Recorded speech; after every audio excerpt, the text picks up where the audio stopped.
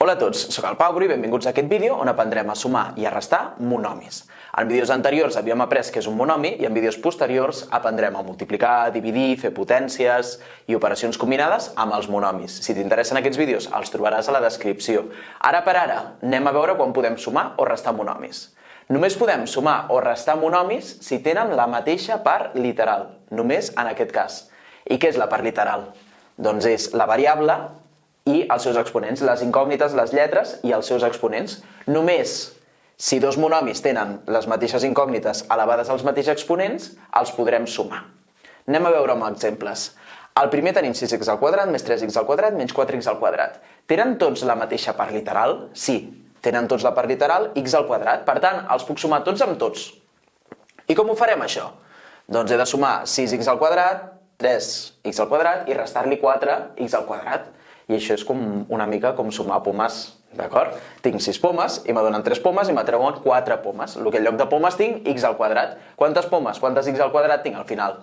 Doncs molt fàcil. L'únic que hem de fer és 6 més 3 menys 4. I 6 més 3 menys 4, pomes, no? Per tant, ho fico entre parèntesis i tot x al quadrat.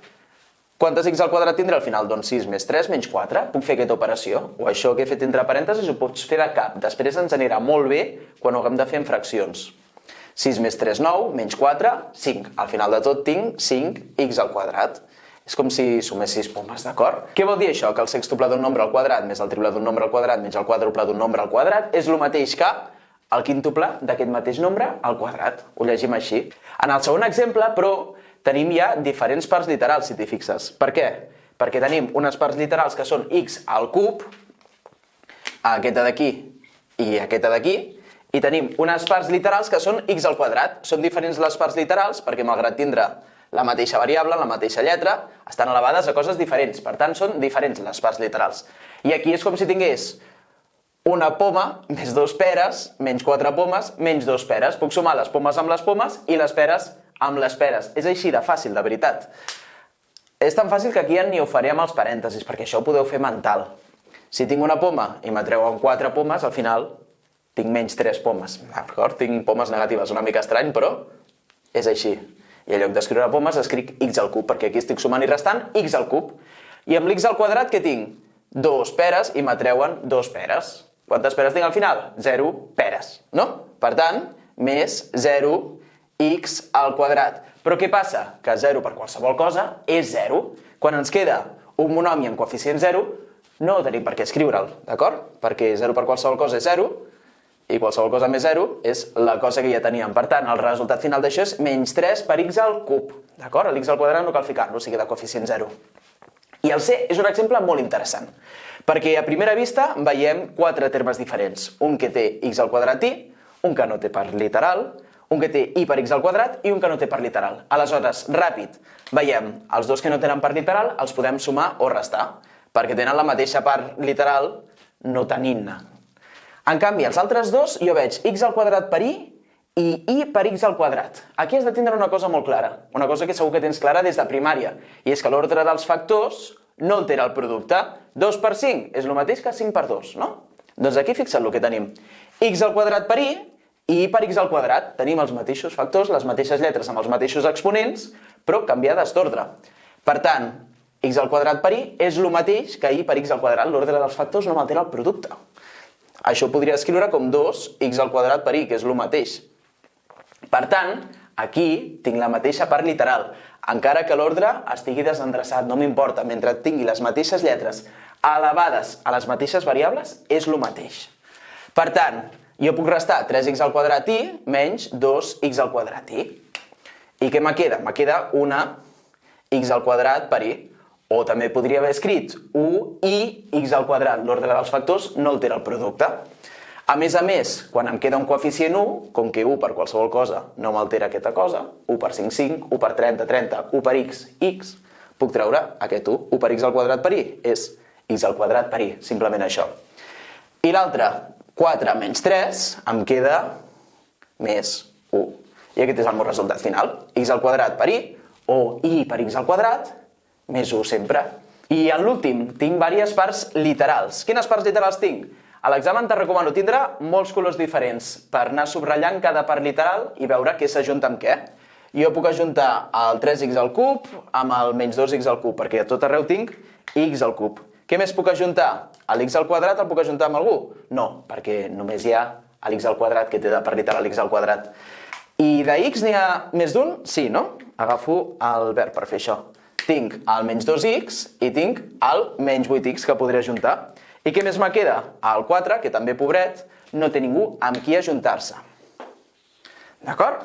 A l'hora de fer aquests exercicis, els profes de mates som una mica maniàtics perquè ens agrada corregir els exàmens ràpid i tindre aquí els polinomis, tots els monomis, en grau decreixent. D'acord? I això després te serà útil quan facis Ruffini, que ja ho faràs, tranquil. Aleshores, primer de totes les parts literal, x al cub, x al quadrat, x a la 1 o sense part literal, fiquem el que té un grau major, el que té un exponent major. Comencem amb els x al cub, d'acord? Per tant, faré 3 pomes menys 2 pomes, una poma, un x al cub, que escric només un x al cub. A banda de pomes tinc peres, tinc x al quadrat. El que només en tinc una pera, me l'apunto, una x al quadrat. Després de peres tinc kiwis, menys 2 kiwis, menys 8 kiwis, menys 10 kiwis, menys 10x.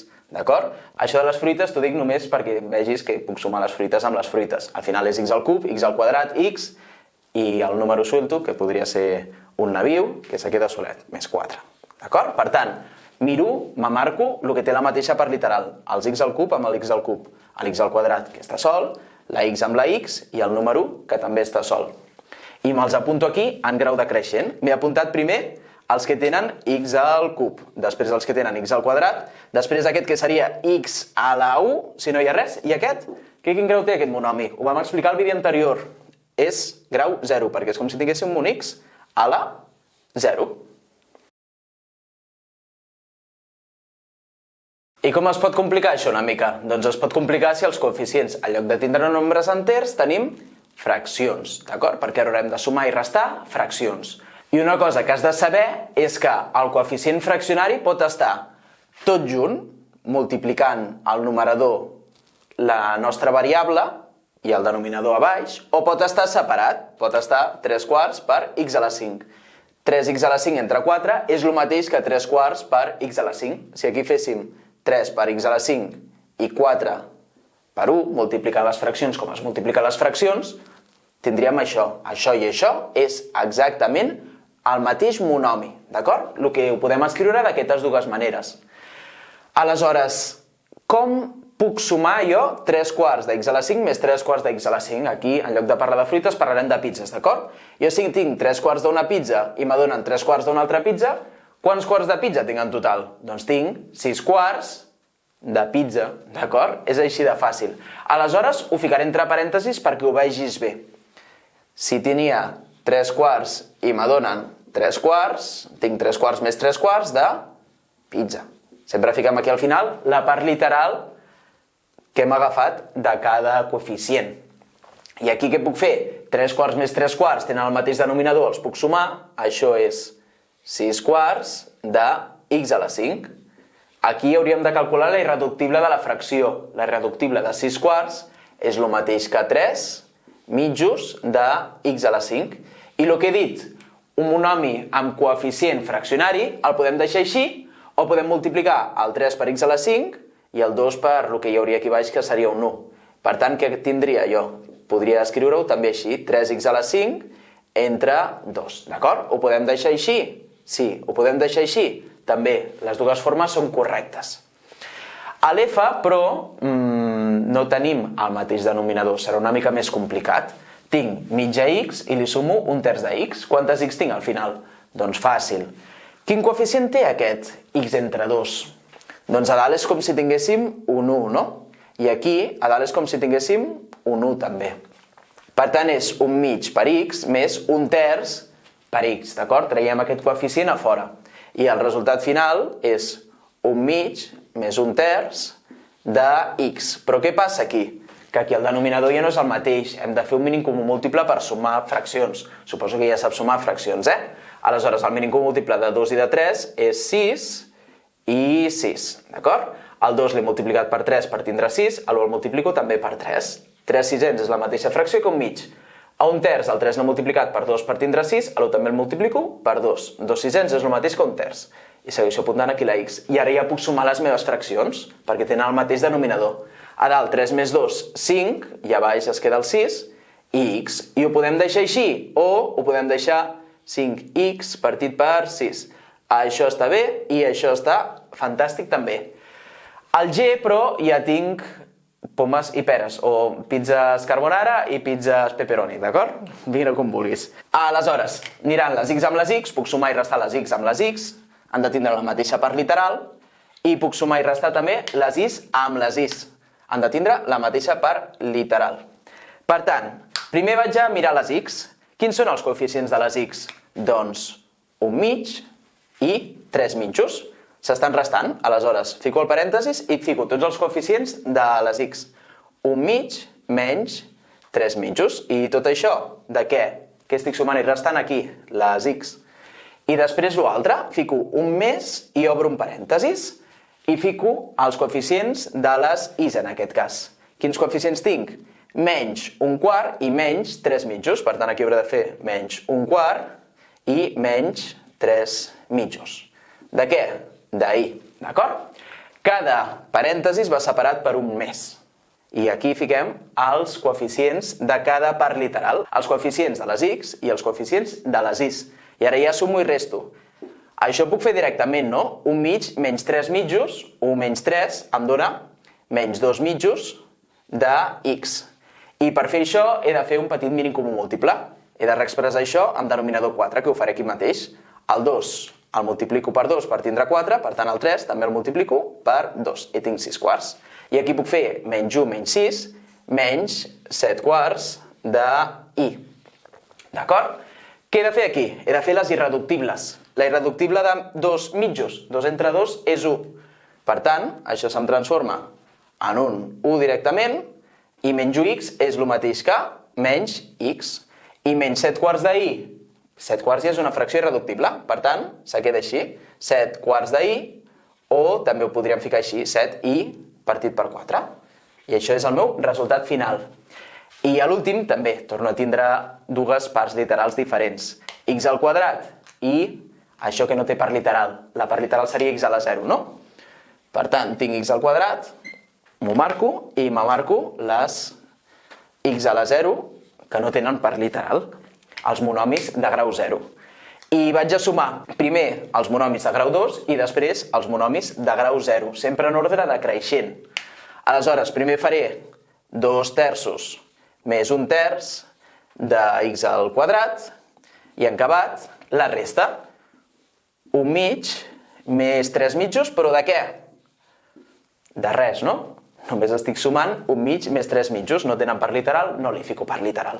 Li podríeu ficar un x a la 0, però ja sabeu que x a la 0 és 1, per tant, qualsevol cosa per 1 és la cosa.